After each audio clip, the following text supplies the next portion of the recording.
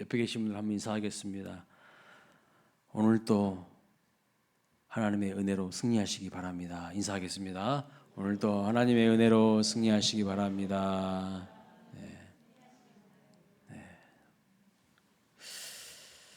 오늘 본문 말씀을 보면요, 반복적으로 나오는 말씀이 있습니다. 8절에 보시면 여호와의 인자하심과 인생에게 행하신 기적으로 말미암아 그를 찬송할지로다. 이 말씀이 계속 반복되고 있어요. 15절에도 나오죠. 15절에도 이 말씀이 나옵니다. 또 21절에도 보시면 이 말씀이, 똑같은 말씀이 반복되고 있습니다. 계속적으로 반복하다는 것은 성경에서 그만큼 강조하고 있다는 뜻입니다. 반복은 강조예요. 그럼 무엇을 강조하는 것입니까? 여호와 하나님의 인자하심과 인생에게 베풀어 주신 기적을 강조하고 있어요. 그런데 여러분, 언제 하나님께서 기적을 베풀어 주시고 언제 하나님의 인자하심을 나타내십니까? 부르짖어 기도할 때라고 말씀하고 있어요. 부르짖어 기도할 때다. 그래서 본문 6절에 보시면 이에 그들이 근심 중에 여호와께 부르짖었다, 이렇게 말씀하시죠. 또 13절에도 보시면 환난 중에도 여호와께 부르짖었다, 이렇게 말씀합니다. 그러니까 여러분 6절에 여호와께 부르짖었다는 부분에 동글뱅이를 딱 쳐놓으십시오. 13절에도 환난 중에 여호와께 부르짖었다, 그 부르짖었다는 단어에다가 동그라미를 쳐요. 또 19절에도 보면 고통 중에 여호와께 부르짖었어요. 근심 중에, 환난 중에, 고통 중에 해야 될 것이 뭐냐? 부르짖어 기도하는 거라는 거예요. 그 결과가 뭡니까? 하나님께서 하나님의 인자하심을 드러내셨고 하나님께서 기적을 베풀어 주셨다고 말씀하고 있어요. 또 오늘 반복해서 등장하는 단어가 있는데요, 그 단어가 무엇입니까? 고통이라는 단어가 계속 반복되고 있어요. 또 고통이라는 단어에도 여러분들이 밑줄을 한번 그어보시면 좋겠습니다. 6절에 나오죠, 고통. 12절에도 나옵니다. 그가 고통을 주어, 이렇게 나와요. 그가 고통을 주어. 하나님이 고통을 주셨다고 말씀하죠. 13절에도 그들의 고통에서라고 나옵니다. 19절 말씀에도 보면 고통 때문에 라고 나와요. 그러니까 왜 부르짖게 되었는가? 그 이유는 고통 때문인 거예요. 고통 때문에 하나님 앞에 부르짖게 되었다는 겁니다. 그 부르짖는 기도로 인하여서 그럼 어떻게 된 겁니까? 삶의 문제가 해결되었다는 거예요. 하나님의 기적을 경험함으로 여호와 하나님을 찬송하게 되었다라고 말씀하고 있는 것이죠. 자, 오늘 본문을 보시면 이 고통을 주시는 분이 누구십니까? 이 고통을 주시는 분이 누구예요? 12절 말씀 보시면 그러므로 그가 고통을 주었다, 이렇게 말씀합니다. 그렇죠? 하나님이 인생에게 고통을 주셨다는 거예요. 아, 고통을 주신 분이 하나님이시네. 그럼 고통을 왜 주셨을까요? 뭐 때문에 주셨을까요? 11절 말씀 보면 하나님의 말씀을 거역하며 지존자의 뜻을 멸시함으로 고통을 받게 되었다는 거예요. 아, 그럼 고통을 안 받을 수 있는 이유도 있네요. 고통을 왜 어떻게 하면 안 받을 수 있습니까? 여호와를 경외하는 것이고요. 하나님의 말씀 앞에 겸손하게 반응할 자는 그 길이 평탄할 것이죠. 여호와를 경외함이 지혜의 근본이거든.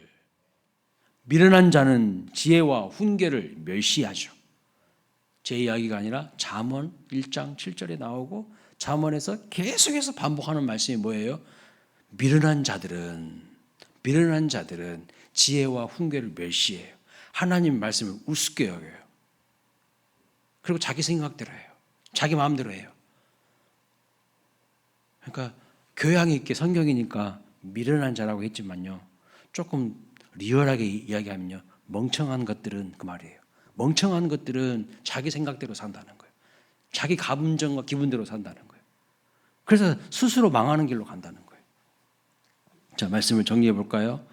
고통을 주시는 분이 누구십니까? 하나님이시라고 말씀하고 있어요. 여호와 하나님이십니다. 그러면 고통을 해결해 주시는 분이 또 누구십니까? 여호와 하나님이십니다. 맞습니다. 그러면 고통을 받는 이유가 무엇입니까? 하나님 뜻대로 살지 않고 하나님 말씀을 무시하고 불순종했기 때문이라고 분명히 말씀하고 있어요. 그렇다면 그 고통을 통해서 우리가 어떻게 바뀌어지기를 원하실까요? 어떻게 바뀌길 원하십니까? 부르짖어 기도하는 자가 되기를 원하시는 거예요. 하나님과 깊이 연결되기를 원하시는 거예요. 하나님 안에 거하는 자가 되기를 원하신다는 거예요.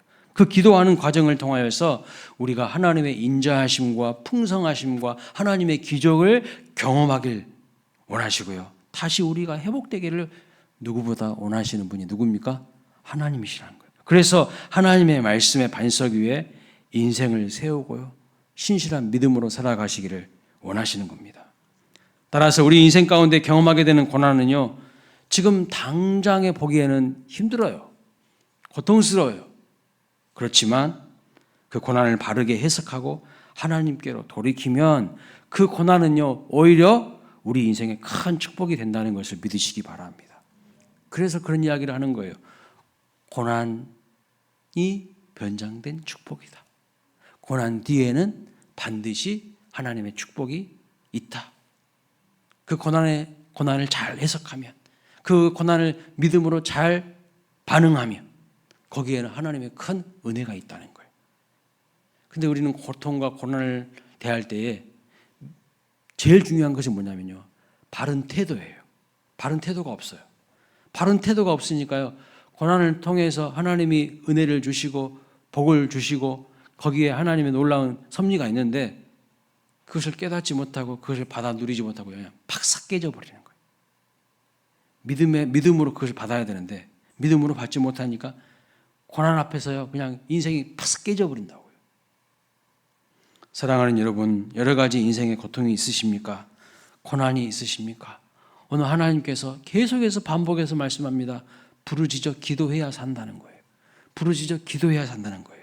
하나님이 우리의 부르짖은 기도를 들으신다고 말씀하고 있어요. 들으십니다. 하나님이 우리를 고통 가운데 건져주시고 구원해 주십니다. 그러니 다른 방법으로 문제를 풀려고 하지 마세요. 다른 방법으로, 하나님 외에 엉뚱한 방법으로 자꾸 문제를 풀려고 하지 마시라는 말입니다.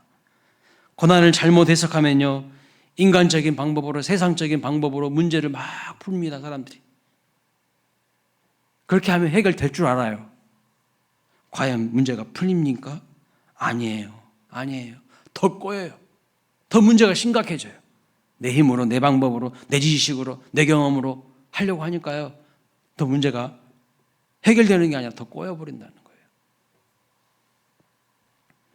고통을 벗어나서 하나님의 기적을 경험하고 하나님의 신실하심, 하나님의 인자하심, 내 인생에 베풀어 주신 하나님의 은혜와 긍휼을 경험하는 비결은 그 고난을 다스리시는 분이 오직 하나님이시다는 믿음으로 하나님께 부르짖고 나아가는 거예요. 하나님께 부르짖음으로 나아가는 거예요. 그래서 여러분 인생에 기도가 희미해진다, 부르짖는 기도가 약해진다, 결코 좋은 게 아니에요. 결코 좋은 게 아니에요. 끝으로 9절 말씀 보면요, 이렇게 말합니다. 그가 사모하는 영혼에게 만족을 주시며 줄인 영혼에게 좋은 것으로 채워주신다고 말씀합니다. 그러니까 모든 좋은 것들이 누구로부터 오는 겁니까? 하늘 아버지로부터, 하나님으로부터 오는 거예요. 좋은 것들이 하나님으로부터 오는 거예요. 그래서 우리의 영혼의 필요, 그리고 우리 육신의 필요를 위해서 간절히 부르짖어 기도하시고 그 좋은 것을 주시기를 원하시는 하나님을 경험하시기를 주님의 이름으로 축원합니다. 자꾸 우리는 하나님 말고 다른 엉뚱한 것들을 더 구할 때가 많아요. 근데 여러분, 하나님을 구하세요. 그 하나님을 구하면 그 하나님 안에 다 있어요. 다. 구하고 찾고 부르짖으라고 그랬잖아요. 마태복음, 누가복음 보면 구하고 찾고 부르짖으라고 그랬잖아요. 그러면 가장 좋은 것을 주신다고 말씀하고 있어요. 가장 좋은 것. 근데 그 가장 좋은 것이 뭔가? 성경 누가복음에 보니까 그것이 바로 성령이라고 말하고 있어요. 성령 하나님이래요. 성령 하나님을 얻게 되면 그 하나님 안에 다 있어요. 건강에 복도 있고요, 물질에 복도 있고요, 만남에 복도 있고요, 그 안에 다 있어요. 근데 우리는 그 하나님은 제쳐놓고 자꾸 다른 엉뚱한 것들을 달라고 할 때가 많아요. 사모하는 영혼에게 만족을 주시며 줄인 영혼에게 좋은 것 주시길 원하시는 그 하나님을 만나야 돼요. 그 하나님. 근데 우리는 그 하나님은 제껴놓고 그 어떤 물질적인 것, 눈에 보이는 것, 거기에만 매여 있을 때가 있어요. 하나님을 찾으십시오.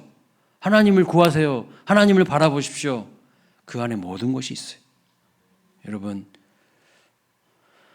남자와 여자가 만납니다. 그래서 결혼을 해요. 그러면요, 결혼을 하게 되면 이 남자의 것이요, 다 내 것이야.